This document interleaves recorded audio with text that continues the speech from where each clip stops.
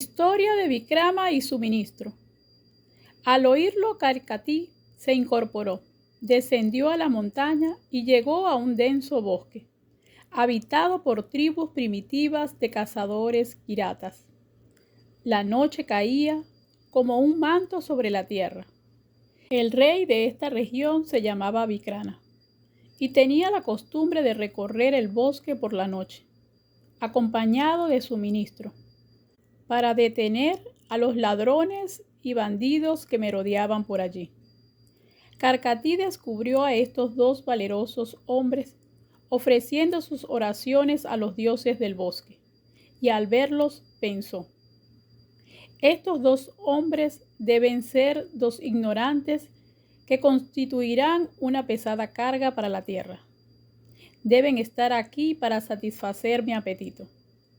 Gente tan ignorante y perversa está destinada a sufrir. Es el destino fatal de su existencia. La muerte es para ellos el único descanso de su sufrimiento, y es posible que después de la muerte despierten y consigan la salvación.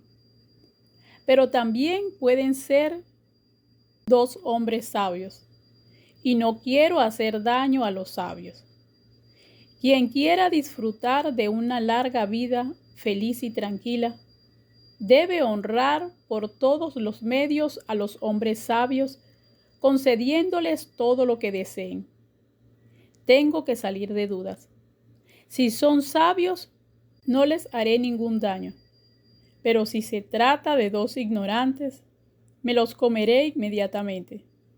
Para comprobar la sabiduría del rey y de su acompañante, Karkati lanzó un grito penetrante parecido a un bramido, exclamando en alta voz: ¿quién sois vosotros que os arrastráis como gusanos por este espeso bosque? Decídmelo inmediatamente, o seréis devorados sin contemplaciones. El rey contestó: ¿quién eres y dónde estás? Solo escucho tu voz. Déjanos ver tu forma. Al oír esta sensata y fría contestación del monarca, la diableza entendió que era correcto lo que pedía, y se hizo visible ante ellos. El rey y su ministro pudieron contemplar entonces su forma terrorífica, y sin afectarse lo más mínimo, el rey dijo: ¿por qué estás tan enfadada con nosotros, terrible Rakshasi? Buscar alimento es propio de todos los seres vivos, y no debes enojarte porque la gente realice sus funciones naturales. El sabio puede conseguirlo todo por medio de una conducta adecuada, con mente clara y ecuánime, sin cólera ni agitación mental. Nosotros hemos visto miles de seres como tú, y siempre nos hemos portado con ellos con justicia, porque un rey tiene derecho a castigar a los malvados y proteger a la gente honrada. Cálmate y compórtate con tranquilidad. Siempre debemos conservar la calma, aunque no seamos capaces de conseguir lo que nos proponemos. Pídenos lo que quieras. Nosotros jamás despachamos a un mendigo con las manos vacías. Karkati quedó profundamente admirada del coraje y la discreción de aquel hombre. Pensó que no eran dos hombres ordinarios, sino dos iluminados, porque la simple visión de sus rostros llenaba el corazón de paz. Cuando dos iluminados se encuentran, sus corazones vibran de paz y de felicidad, como se mezclan y confunden las aguas de dos torrentes que bajan de la misma montaña. Además, ¿quién sino un hombre sabio puede conservar la calma cuando está enfrentado a una muerte cierta? Por consiguiente, pensó: debo aprovechar esta oportunidad para aclarar algunas dudas de mi mente, porque solo un loco desaprovecha la proximidad de un sabio para aclarar sus dudas. Preguntó quiénes eran, y el ministro le reveló la identidad del rey. Karkati replicó: parece que no tienes un ministro muy sabio, y tal como es el rey, así son sus súbditos. La grandeza de una visión ecuánime crece con la ciencia real. El que no la posee no puede ser un buen rey, ni un buen ministro. Si no poseéis el autoconocimiento, tengo que acabar con vosotros conforme a mi naturaleza. Para determinar si esto es así, os haré algunas preguntas que tendréis que responder correctamente, si queréis seguir viviendo. Es lo único que quiero de vosotros. Dime, rey, ¿qué es lo que es uno y muchos? ¿Y de dónde surgen universos tan numerosos como las olas del océano? ¿Qué es lo que es espacio puro, aunque no parece ser tal cosa? ¿Qué es lo que soy yo en ti y tú en mí? Lo que se mueve y no se mueve, y lo que permanece quieto aunque no esté parado. Lo que es una roca pero tiene conciencia y realiza maravillosos trucos de magias en el espacio vacío.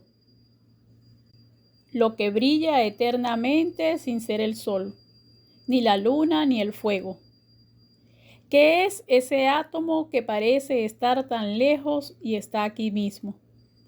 Que tiene la naturaleza de la conciencia y sin embargo no es cognoscible, y a pesar de ser todas las cosas, no es ninguna de ellas.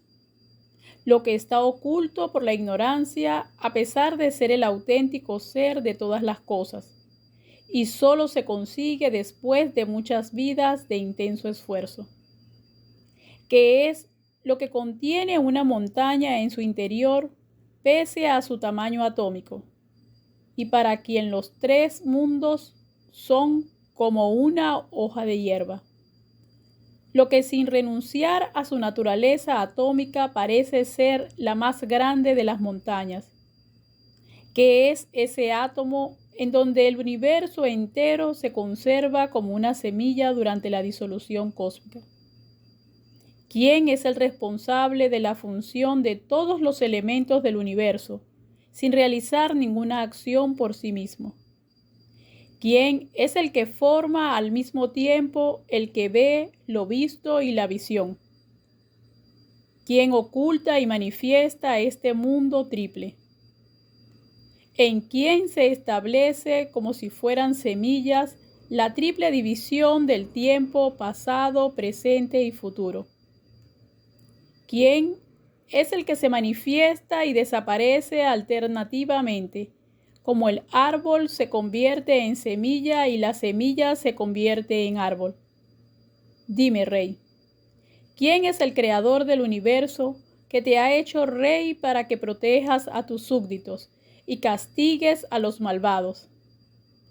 ¿Qué es eso que nada más verlo purifica nuestra visión y nos convence de existir en ello mismo sin división alguna? Si quieres salvarte de una muerte segura, contesta a mis preguntas con acierto y rapidez. Despeja mis dudas con la luz de tu sabiduría. El que no sabe cortar la raíz de la duda y de la ignorancia cuando le preguntan, no es un verdadero sabio. Si no eres capaz de satisfacer mi curiosidad y responderme ahora mismo a estas preguntas, calmarás mi hambre al instante. La naturaleza de Brahman según el ministro.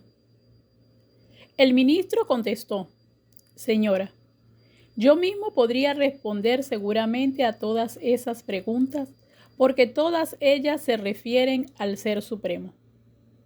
Ese ser es más sutil que la kaya, pues ni siquiera tiene nombre ni puede ser descrito.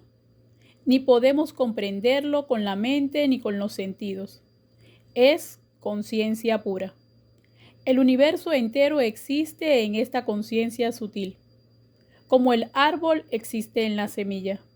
Pero el universo existe en la conciencia como conciencia y no como universo.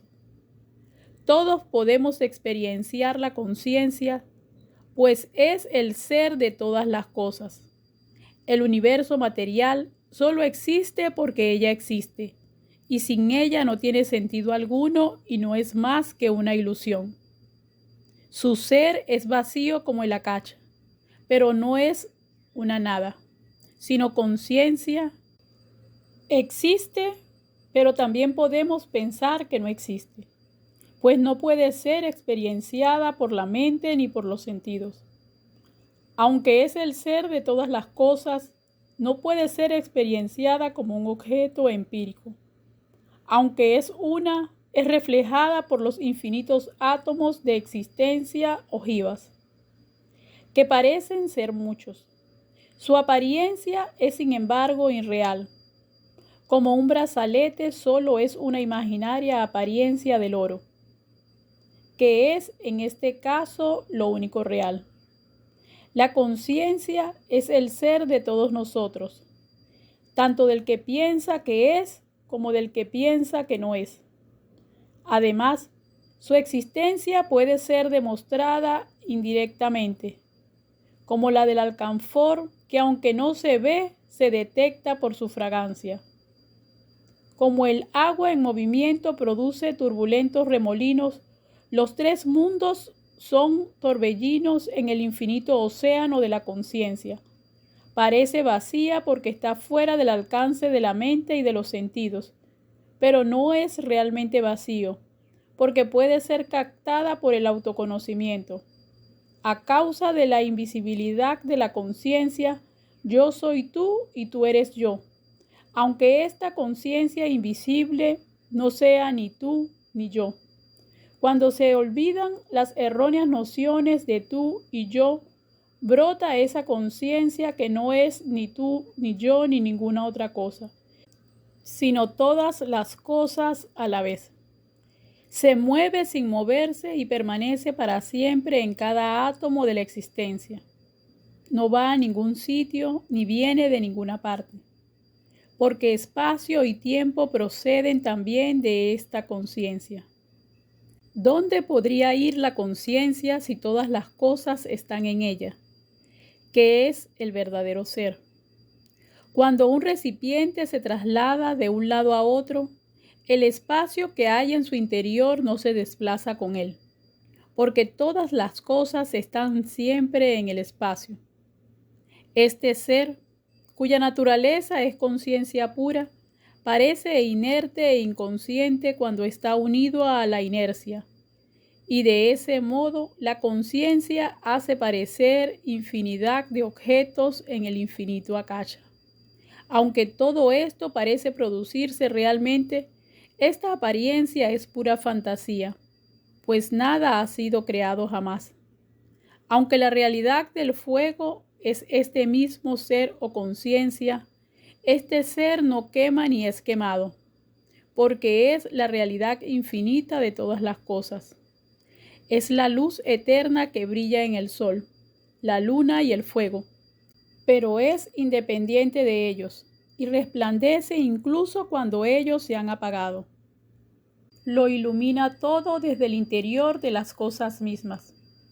Es la inteligencia que habita incluso en los árboles y en las plantas, y los protege de su desaparición. Para la gente ignorante es el creador, el protector y el destructor de todas las cosas, pero desde un punto de vista superior no tiene ninguna de estas funciones, puesto que nada nace ni muere jamás. Con independencia de esta conciencia, no hay ningún mundo. Las más gigantescas montañas están en este ser atómico y sutil, en donde brotan fantasías que duran un instante o un siglo, y parecen existir en un tiempo real.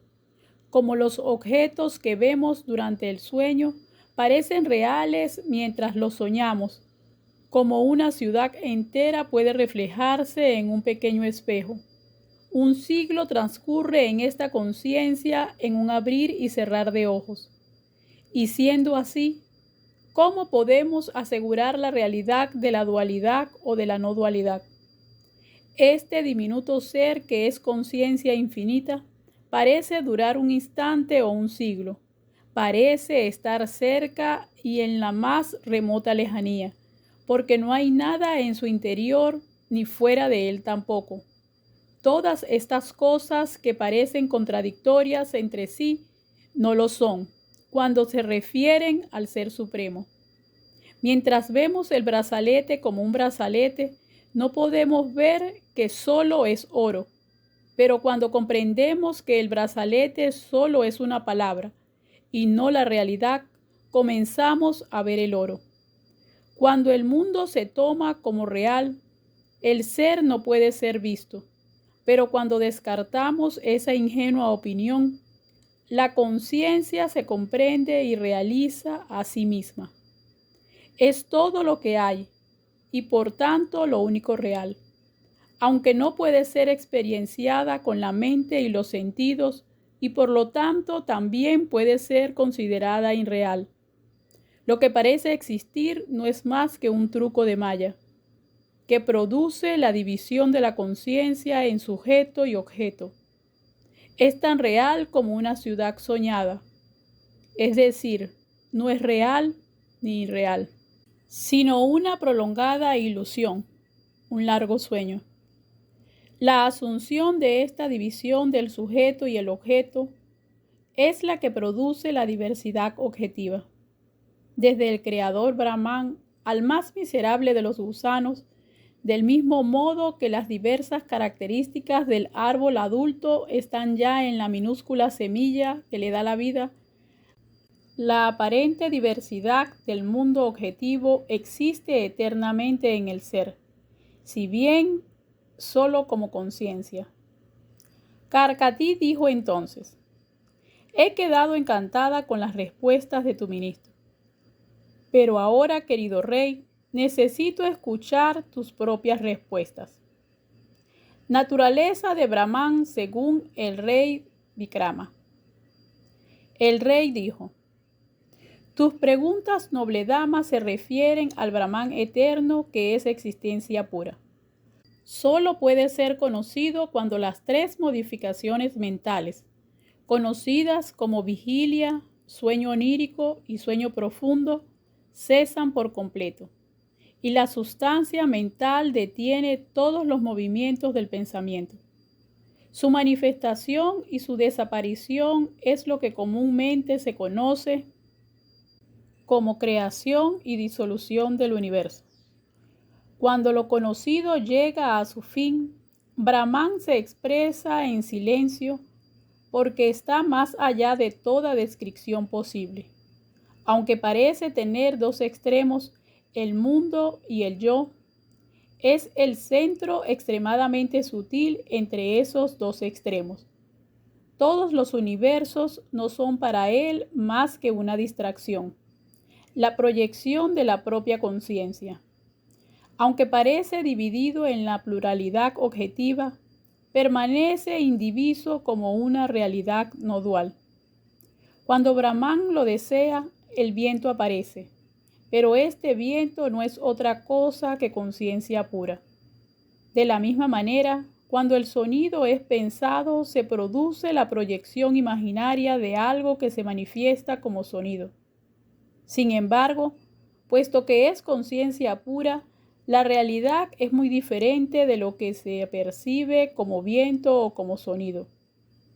Este supremo ser atómico y sutil es todo y nada al mismo tiempo.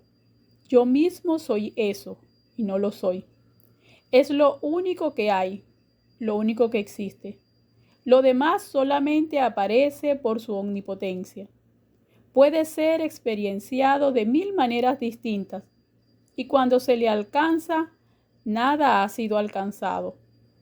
Es el Ser Supremo que no es nada en absoluto. Vagamos por el bosque del Sansara hasta que se produce el despertar de la sabiduría capaz de despejar la raíz de la ignorancia, en la que aparece el mundo como algo real. El mundo ilusorio atrae al hombre ignorante como el agua de un espejismo atrae al que está atormentado por la sed. Pero la verdad es que lo único que hay es conciencia infinita que percibe el universo en su interior por medio de su propio poder conocido como Maya o Shakti. Lo que se ve en el interior parece estar en el exterior. como la alucinación de alguien enloquecido por la codicia. Aunque Brahman es extremadamente sutil y diminuto, penetra y envuelve el universo entero. Por su mera existencia, este ser omnipresente hace bailar al mundo a su compás, y solo por su causa, lo que es más pequeño que la centésima parte de la punta de un cabello, es más grande que el universo. La luz del conocimiento del ser, que es conciencia, ilumina todas las experiencias y resplandece por sí misma. ¿Cuál es la luz por la que percibimos los objetos si todas las luces del mundo, desde el sol a la más pequeña llama, son inconscientes e inertes? Es una luz interna que parece iluminar los objetos externos desde fuera de nosotros, pero que solo reside en nuestro interior. Las demás fuentes de luz son tan oscuras como la ignorancia, y solo tienen un brillo aparente y prestado. Aunque no hay diferencia esencial entre la nube y la niebla en el sentido en que ambas impiden ver los objetos, a menudo parece que la niebla irradia una especie de luz, mientras que la nube parece oscurecerlo todo. La luz interna de la conciencia brilla eternamente en el exterior y en el interior, de día y de noche. Ilumina incluso los efectos de la ignorancia sin despojarles de su oscuridad natural. Y por eso somos conscientes de la ilusión objetiva sin advertir que solo es una ilusión. Del mismo modo que el luminoso sol revela su naturaleza real por la comparación del día y la noche, la luz del ser solo revela su naturaleza por comparación del autoconocimiento y la ignorancia. En el interior del espacio de la conciencia, o Chit-Akacha, existen todas las experiencias, como una gota de miel conserva la sutil esencia de las flores, las hojas y los frutos de las plantas. De esta conciencia surgen todas las experiencias, porque el único experienciador es el propio experienciar. Cualquiera que sea la descripción de las experiencias, todas ellas están comprendidas en el mismo experienciar, en la conciencia. Y por consiguiente, todo esto no es más que conciencia infinita. Aunque no tiene miembros, todas las manos y los ojos le pertenecen realmente. Como en el breve curso de un sueño podemos experienciar la juventud y la vejez e incluso la muerte. En un abrir y cerrar de ojos, la conciencia infinita experiencia un siglo. Pero debes advertir que los objetos que aparecen en esta conciencia no son diferentes a la conciencia misma, como una escultura de piedra no es otra cosa que piedra. El universo en su conjunto pasado, presente y futuro está contenido en un átomo de conciencia infinita, sin ausencia alguna digna de mención, como un árbol con todas sus ramas, raíces, hojas y frutos, está contenido en su semilla. Por consiguiente, aunque el ser no es el que hace la acción ni el que siente la experiencia, es el agente de todos los actos y el experienciador de todas las experiencias. Desdoblamiento de la mente en sujeto y objeto. El universo nunca ha sido realmente creado y por lo tanto tampoco puede desaparecer realmente. Solo puede considerarse irreal desde un punto de vista relativo, pues desde el punto de vista absoluto no es distinto a la conciencia misma. Aunque los sabios hablan de exterior e interior, dentro y fuera, ambas expresiones son palabras sin una sustancia correspondiente y solo se mencionan para instruir al ignorante. El que ve jamás puede convertirse en objeto de conciencia para sí mismo. El que ve solo es visión, y cuando han cesado las tendencias latentes o vásanas, recupera su ser que es conciencia pura. Cuando el objeto externo es imaginado, aparece el sujeto que lo ve. Más tarde el sujeto se convierte en objeto. No hay ningún objeto visto sin un sujeto que lo vea, como no hay padre sin hijo. El sujeto es capaz de producir el objeto porque es pura conciencia, pero eso no puede ocurrir al revés. Es decir, el objeto no puede producir al sujeto. Por tanto, solo el sujeto que ve es real, y el objeto no es más que una ilusión. Solo el oro es real. La pulsera no es más que un nombre y una forma. Mientras se mantiene la idea de pulsera, no se ve el oro. Y mientras persiste la idea de objeto, se mantiene la división del que ve y lo visto. Pero igual que el oro realiza su esencia de ser oro en la pulsera objetiva, el sujeto realiza su esencia de ver manifestándose como el objeto visto.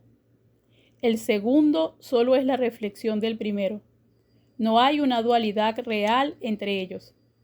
El sujeto no puede verse a sí mismo como ve el objeto, pero se ve precisamente como objeto y por lo tanto no se ve. Es decir, aunque es la propia realidad, se ve como algo irreal y no como lo que realmente es. Sin embargo, cuando se despierta el autoconocimiento y el objeto deja de existir, el sujeto se comprende y se realiza como la única realidad. El sujeto existe a causa del objeto, y el objeto no es más que una reflexión del sujeto. Si solo existiera uno de ellos, la dualidad no podría existir.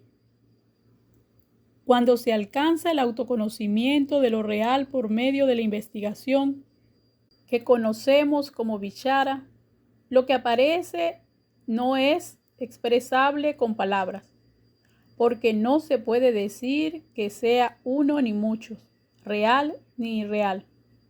Tampoco puede decirse que sea el que ve o lo visto, el sujeto o el objeto, esto o aquello. Con respecto a él, ni la unidad ni la diversidad pueden establecerse como ciertas, pues al establecer una de ellas, estamos dando lugar a su contraria.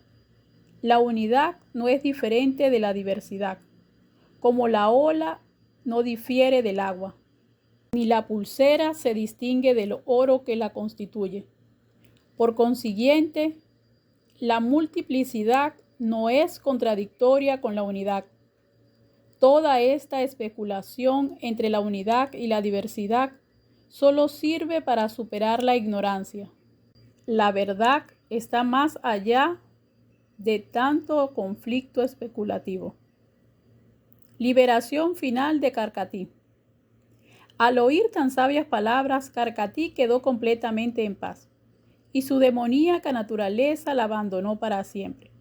Convencida de su sabiduría, les dijo a ambos: sois dos sabios dignos del respeto y la veneración de todos los hombres. Yo misma me siento iluminada por vuestra bendita compañía. Como el que lleva una vela en la mano se libera de la oscuridad, el que disfruta de la compañía de un iluminado no sufre las penas de este mundo. Por favor, decidme qué puedo hacer por vosotros. El rey respondió de inmediato: digna señora, en mi ciudad hay mucha gente que sufre de dolores reumáticos y en el campo hay una epidemia de cólera. Mi humilde petición es la siguiente: no tortures con tu ingrato poder a ninguno de mis súbditos.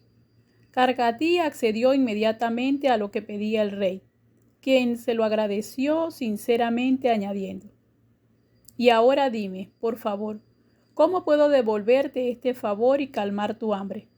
Karkatí contestó muy complacida: hace tiempo tuve la intención de someterme a penitencias en el Himalaya y desembarazarme para siempre de este ingrato cuerpo, pero ya he abandonado esa idea. Hubo un tiempo en que fui una diableza de colosales dimensiones. Solo quería devorar a la gente y con ese propósito me puse a hacer penitencias. Por la gracia del Creador Brahma, me convertí en aguja y en el virus del cólera, y de esta forma provoqué incontables sufrimientos a todo el mundo. Pero Brahma pensó un mantra que podía controlar mi hambriento furor. Apréndelo, con su ayuda puedes liberar a la gente de los dolores reumáticos, de la leucemia y de otras enfermedades de la sangre que están relacionadas con esta causa. Suelo extender la leucemia transmitiéndola de padres a hijos. En este momento se trasladaron los tres al borde del río, donde el rey aprendió el mantra de Karkati. Es un mantra muy efectivo si se repite adecuadamente y en forma de japa.